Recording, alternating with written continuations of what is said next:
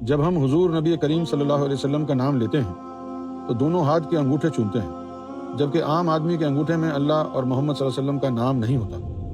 ہمارے ہاتھ گندی چیزوں میں بھی جاتے ہیں، کیا اس سے بید بھی نہیں ہوگی؟ دیکھیں جی، یہ جو سنتیں ہیں نا، یہ سنتیں کیا ہیں؟ ہم جو سنت پڑھتے ہیں نا، جس طرح نفل نمازیں ہوتی ہیں، سنت نماز ہوتی ہے، فرض نماز ہوتی ہے، تو نوافل کے علاوہ، فرائض کے علاوہ ہم سنتیں بھی پڑھتے ہیں۔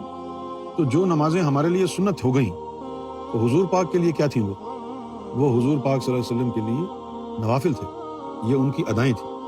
تو جب حضور صلی اللہ علیہ وسلم نماز پڑھتے تھے نا، تو ان کو تو اللہ کا دیدار ہوتا تھا۔ ہم جب وہی سنت پر عمل کرتے ہیں، ہم کو اللہ کا دیدار ہوتا ہے، تو ہم حضور کی سنت کو کیوں پلید کر رہے ہیں؟ نہ پڑھیں۔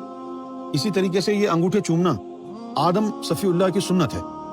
نبی پاک صلی اللہ علیہ وسلم کا نام آئے اور ہم انگوٹھوں کو چومیں، یوں کر کے، اور کہیں قرۃ العین بک یا رسول اللہ۔ جب انگوٹھے چومتے ہیں نا حضور کا نام آنے پر، تو یہ کہا جاتا ہے قرۃ العین بک یا رسول اللہ، کہ یا رسول اللہ آپ میری آنکھوں کی ٹھنڈک۔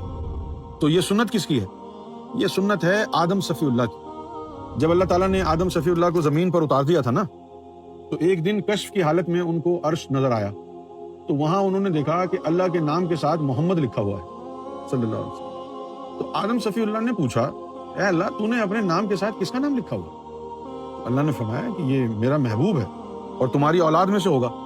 تو اس وقت دنیا میں آ گئے تھے نا آدم صفی اللہ، گناہ بھی کیا تھا جنت میں، تو نفس کے اندر تھوڑی سی ناپاکی تھی، اس کی وجہ سے جو ہے تھوڑا سا برا لگا ان کو کہ جی مجھ سے بھی افضل، کیونکہ وہاں تو شیطان کا معاملہ ہوا تھا نا۔ شیطان کو کہا کہ جا، تجھے ہم نے راندہ درگاہ کیا، تو نے آدم کے آگے جھکا نہیں۔ اب ان کو یہ خیال ہے کہ میں تو سب سے افضل ہوں، سارے فرشتوں کو میرے آگے جھکا دیا، سب کو میرے آگے جھکا دیا، اب میرے علاوہ کس کا نام لکھا ہوا ہے اللہ نے اپنے نام کے ساتھ؟ پتا چلا کہ بھئی یہ نام تو محمد کا ہے صلی اللہ علیہ وسلم، اور وہ اللہ کے محبوب ہے۔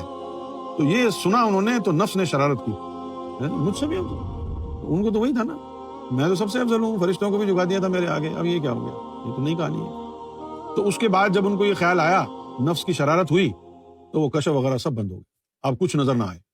پہلے تو عرش وغیرہ سب نظر آتا تھا، پھر نظر آنا بند ہو گیا۔ اب جب بند ہو گیا تو آدم صفی اللہ کو خیال آیا کہ بھئی اللہ شاید مجھ سے ناراض ہو گیا ہے، تو بڑا روئے، گڑ گڑائے۔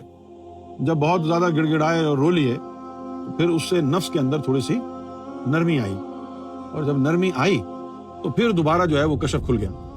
اب جب دوبارہ انہوں نے دیکھا عرش پہ، تو پھر وہی لکھا ہوا، اللہ نے اپنے نام کے ساتھ محمد لکھا ہوا صلی اللہ علیہ وسلم۔ لیکن اب چونکہ نفس میں نرمی آ چکی تھی، تو اب انہوں نے یہ کہا کہ اے اللہ، جس کا نام تو نے اپنے نام کے ساتھ اپنے عرش پہ لکھا ہوا ہے، مجھے اسی کے طفیل معاف کر دے۔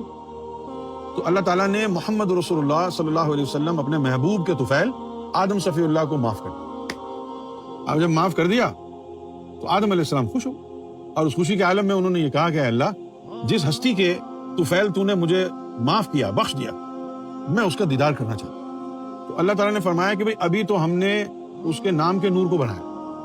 تو انہوں نے کہا کہ پھر مجھے ان کے نام کا نور ہی تو دکھا دے۔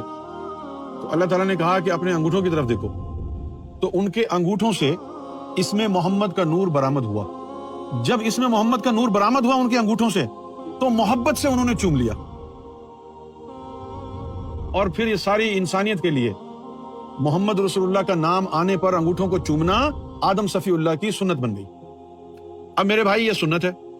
آپ سمجھتے ہیں کہ بھئی آپ کے ہاتھ گندے ہیں تو آپ ہاتھ دھو کے چوم لیا کریں، حدیث میں یہ تو نہیں لکھا کہ گندے بندے ہاتھوں کو چوم لو، ہاتھ دھو کے چوم لیا کرو۔ یہ تو نہ کہو نا کہ بھئی چومنے کی رسم ہی ختم کرو، ہمارے تو ہاتھ گندے ہیں۔ اگر ایسی بات ہے تو پھر کھانا وانا بھی مت کھایا کرو، کیونکہ ہگنے کے بعد بھی تو آپ ہاتھ دھوتے ہو، نہ دھویا کرو۔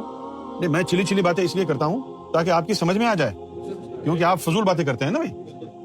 اچھا، اب اسی سے جڑی ہوئی ایک چیز ہے، وہ بھی میں سوچتا ہوں کہ بیان کر ہی دوں۔ جب آدم صفی اللہ نے اپنے انگوٹھوں میں اسم محمد کے نور کو دیکھا تھا، وہیں سے یہ تعلیمات بھی آدم صفی اللہ کی شروع ہو گئیں کہ انگوٹھوں کے اوپر مناظر باطن کے دکھائے جانے لگے۔ کشف کی حالت بھی وہیں سے جانا شروع ہوئی۔ اس کے بعد آج تک جتنے بھی بڑے بڑے عاملین گزرے ہیں، ان کو کشف ایسا ملتا ہے کہ وہ انگوٹھوں کے اوپر جو ہے آپ کا ماضی دکھا دیتے ہیں، آپ کے گھر میں کیا 20 سال پہلے ہوا، یہ سارا یہاں دکھاتے ہیں انگوٹھوں، یہ اسکرین کی طرح بن جاتے ہیں۔ سرکار نے روحانی سفر میں بھی لکھا ہے۔ تو یہ بات بھی آدم صفی اللہ کی تعلیم سے جڑی ہے۔